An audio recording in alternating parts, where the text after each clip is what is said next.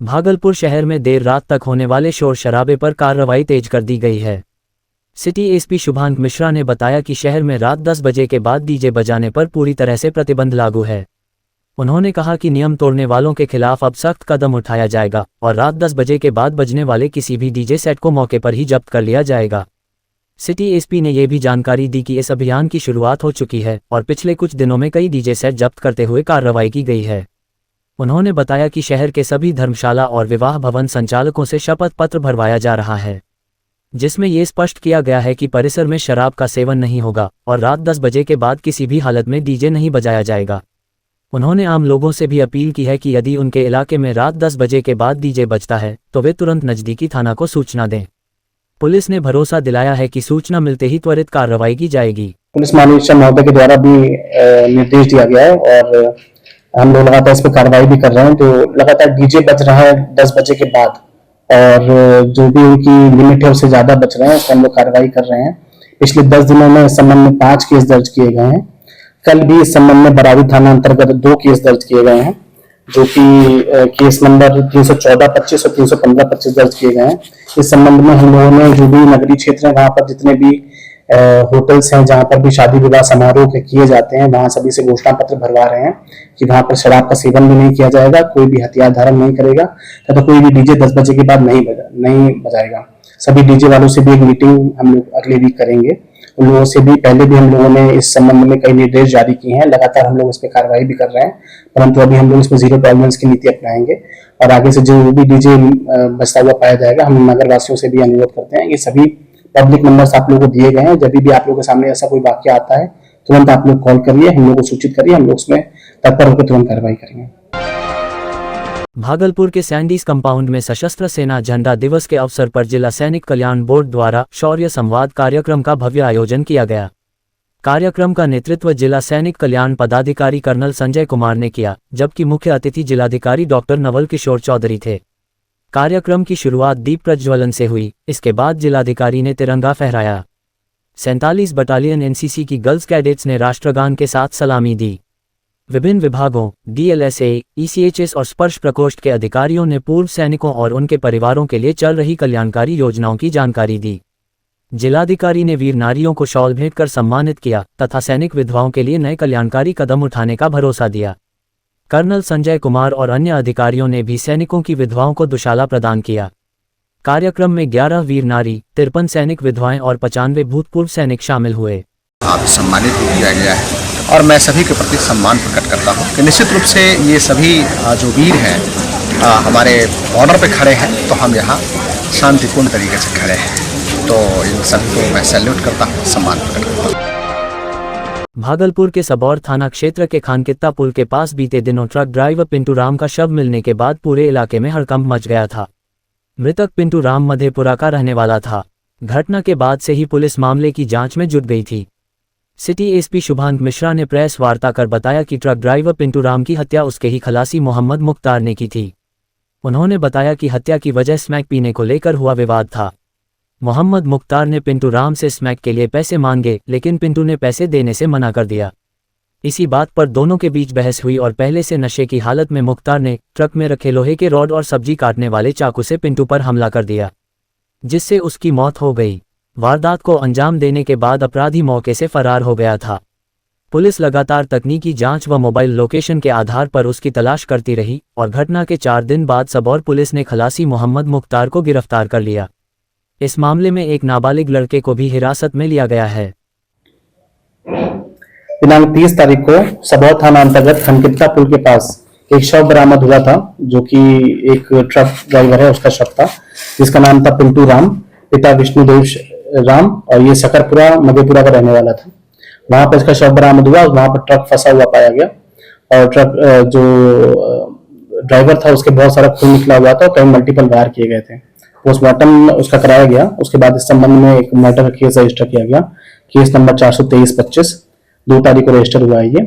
फिर इसके बाद हम लोगों ने उसके मोबाइल बरामद करने का प्रयास किया, तो तकनीकी साक्ष्यों से ये पता चला कि वो मोबाइल बेगूसराय या उसके आगे निकला हुआ है। जो ट्रक है उसका खलासी भी गायब था, तो हम लोगों को प्रथम दृष्टया यही शक हुआ कि जो इसमें खलासी है वो संभवतः इसमें इन्वॉल्व हो सकता है। तो एक टीम बनाई गई जो इसमें थाना प्रभारी है सबौर थाना, तो जाकर जहाँ पर लोकेशन आ रही थी मिर्जापुर जाकर बरामद किया खलासी को। वहां पर मृतक का मोबाइल भी उसके पास से मिला। उसके द्वारा बताया गया कि जो इस ट्रक में खलासी था वो स्मैक का सेवन करता था। उसी स्मैक के नशे में उसे पैसे की मांग करी ट्रक के ड्राइवर से। जब उसने देने से मना कर दिया तो वहीं पर उसने एक रॉड पड़ी हुई थी ट्रक के अंदर, उसी रॉड से मल्टीपल वार कर दिए और एक चाकू भी थी सब्जी काटने वाली, उस चाकू को भी गर्दन में मार दिया, जिसकी वजह से वो मर गया। उसके बाद लाश को ठिकाने लगाने के लिए लोग सबौर में खनकित्ता पुल के पास आके उस बॉडी को फेंक दिया वहां से और वहां से फरार हो गए। इस कांड में दो अभियुक्तों की गिरफ्तारी की गई है। एक अभियुक्त और एक विधिविरुद्ध बालक है। जो अभियुक्त है उसका नाम है मोहम्मद मुख्तार पिता इब्रार और एक कटैया टोला मुरलीगंज मधेपुरा का रहने वाला है। और एक विधिविरुद्ध बालक की भी इसमें हम लोग उसको अग्रसारण करेंगे। पश्चिम बंगाल के मुर्शिदाबाद में टीएमसी के पूर्व नेता द्वारा बाबरी मस्जिद के नाम पर शिलान्यास किए जाने को लेकर सियासत तेज हो गई है। इस पूरे विवाद पर पूर्व केंद्रीय मंत्री अश्विनी कुमार चौबे ने कड़ा बयान देते हुए पश्चिम बंगाल में राष्ट्रपति शासन लगाने की मांग की है। भागलपुर के सर्किट हाउस में प्रेस को संबोधित करते हुए चौबे ने कहा कि उन्हें मस्जिद से कोई आपत्ति नहीं है, लेकिन विदेशी आक्रमणकारी बाबर के नाम पर मस्जिद का शिलान्यास करना देश की सनातन संस्कृति का अपमान है, जिसे हिंदुस्तान किसी भी कीमत पर स्वीकार नहीं करेगा। उन्होंने कहा कि ऐसी हरकत करने वालों पर राजद्रोह का मुकदमा दर्ज होना चाहिए। अश्विनी चौबे ने यह भी आरोप लगाया कि टीएमसी ने अपने विवादित नेता को केवल दिखावे के तौर पर पार्टी से निकाला है, जबकि वास्तविक कार्रवाई नहीं की गई है। उन्होंने कहा कि बंगाल में लगातार बढ़ रही अराजकता और सांप्रदायिक तनाव की स्थितियों को देखते हुए राष्ट्रपति शासन की जरूरत महसूस होती है। फिर से इस देश में कोई बाबरी मस्जिद नहीं बनेगा, कोई आक्रमणकारियों के नाम पर मस्जिद नहीं बनेगा। किसका मजाल कि इस देश में बाबरी मस्जिद फिर से बन जाए, कभी नहीं बनेगा। निश्चित रूप में केंद्र सरकार से मैं आग्रह कर रहा हूं, राष्ट्रपति महोदय से भी और आदरणीय प्रधानमंत्री से, कि जिस प्रकार से सह दिया जा रहा है बंगाल की सरकार से, अविलंब बंगाल की सरकार को भी बर्खास्त करके राष्ट्रपति शासन लागू हो। ये मैं स्पष्ट कह रहा हूं, राष्ट्रपति शासन लागू हो, अन्यथा इस देश को फिर से कितने लोगों को कुर्बानी देनी पड़ेगी ये मैं नहीं बता सकता। जैसे 500 वर्षों तक कितने लोग कुर्बान हो गए रामलला के, हमारे जैसे हजारों लोगों की हड्डियां टूटी और कई लोग शहीद हो गए। नाथनगर के नरसिंह पार्क में संवेद द्वारा आयोजित बाल अभिव्यक्ति उत्सव रंगे मिलाप आज उत्साह और रचनात्मकता के माहौल में संपन्न हुआ। सनहौला और खरीक प्रखंड के 7 से अधिक गांवों से आई करीब 150 ग्रामीण किशोरियों ने नाटक, गीत, नृत्य और कला के माध्यम से अपनी क्षमता का शानदार प्रदर्शन किया। कार्यक्रम की शुरुआत नाटक, समूह गीत और आदिवासी लोक नृत्य से हुई, जिसने दर्शकों को बांधे रखा।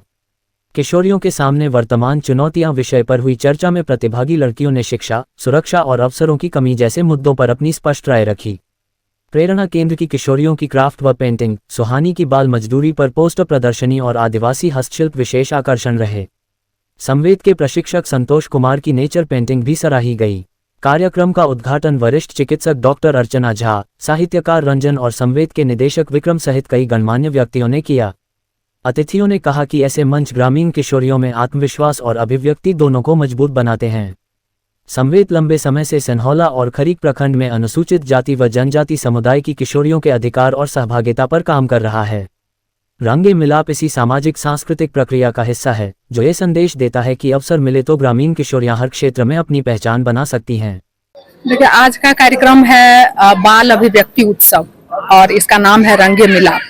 हमारा मुख्य उद्देश्य ये है कि बच्चियां हैं उनको सहभागिता और अभिव्यक्ति का अवसर मिले, क्योंकि हमारे समाज में जैसे हम वंचित वर्ग की बात करते हैं तो बच्चे भी एक वंचित वर्ग हैं और उनकी सहभागिता को, उनकी बात को हम लोग नहीं सुनते हैं। तो कला माध्यमों से हम लोग इसको व्यक्त कर पा रहे हैं और बच्चियों की इस बहाने उनकी सहभागिता हो रही है। दूसरी बात कि जो अपसंस्कृति है, जो बाजार का प्रभाव है, तो उसमें हम लोग अपनी संस्कृति को भूलते जा रहे हैं। खास करके बिहारी लोग अपने संस्कृति को लेके सजग नहीं है, तो उनमें ये सजगता, ये पहचान विकसित हो कि हमारे बिहार की ये संस्कृति है, ये लोक परंपरा है। तो इस उद्देश्य से हम लोगों ने बच्चों को तैयार किया है। भागलपुर में दहेज उत्पीड़न का गंभीर मामला सामने आया है। नवविवाहिता सीता कुमारी, पति नवनीत कुमार की इलाज के दौरान मौत हो गई। परिजनों का आरोप है कि शादी के कुछ ही महीनों बाद ससुराल पक्ष 4 चक्का वाहन की मांग को लेकर प्रताड़ित करने लगा। 3 नवंबर की रात सीता को गंभीर हालत में अस्पताल लाया गया, जहां से उसे कोलकाता रेफर किया गया, लेकिन लगातार हालत बिगड़ती गई और अंततः मायागंज अस्पताल में उसकी मौत हो गई। डॉक्टरों की रिपोर्ट में गले में फांसी के निशान और जहर देने की आशंका जताई गई है। मौत के बाद पति और ससुराल पक्ष के सभी सदस्य फरार बताए जा रहे हैं। मृतका के परिजनों ने पति, सास ससुर सहित पूरे ससुराल पक्ष पर दहेज हत्या का मामला दर्ज करने और तुरंत गिरफ्तारी की मांग की है। पुलिस ने कहा है कि मामले की जांच की जा रही है और दोषियों को बख्शा नहीं जाएगा। ये 12 जुलाई 2024 को हुआ, शादी हुआ और 3 नवंबर 2025 को ये घटना हो गई।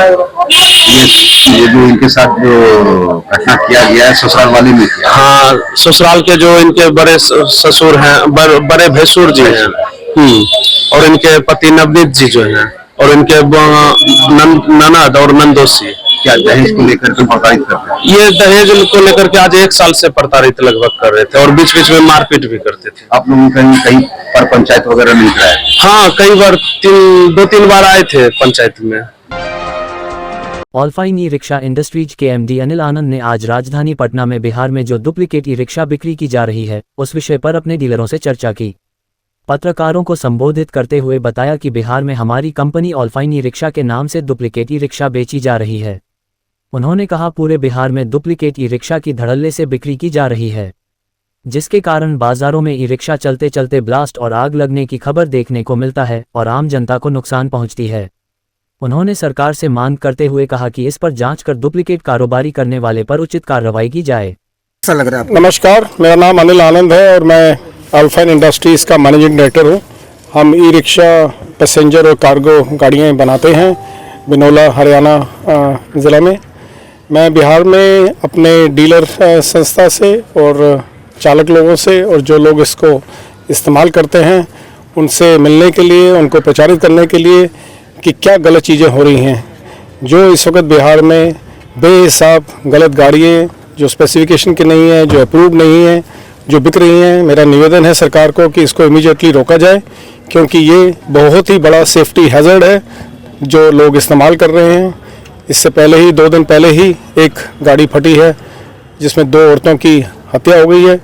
तो मेरा निवेदन है ग्राहकों से भी जो ई रिक्शा में बैठ रहे हैं कि मेहरबानी करके आप गाड़ियों को देख के बैठें, उनकी हालत देख के बैठें जो इतनी ख़राब दिशा में है। और जो चालक हैं, मेरा उनसे निवेदन है कि ओवरलोडिंग ना करें, क्योंकि जब आप लोड डालेंगे इलेक्ट्रिकल सिस्टम पे तो फिर उसका ब्लास्ट ही होगा।